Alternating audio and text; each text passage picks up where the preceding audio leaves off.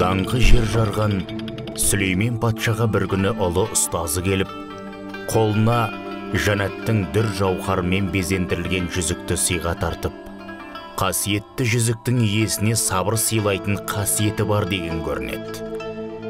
Сөйтіп, жүзіктің сыртындағы бәр өтет деген жазу оны әркез сабырға шақырып жүреді. Арада айлар өтеді. Патшаның сарайында бір күні төтенше жағдай болып, ашуға мінген Сүлеймен қолындағы жүзікті суырып алып, жүзік ішінен тағы бір жазу көзге шалынады. Кідіріп көз жүгіртуге намысы жібермейді. Сол түні Сүлеймен ұйықтай алмай, әлгі жазу көзіне елестей береді. Болмаған соң төсегінен тұрып,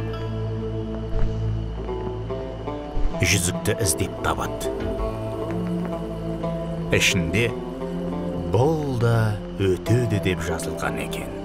Өйткені мына жарық дүниеде дүниеден өтеді.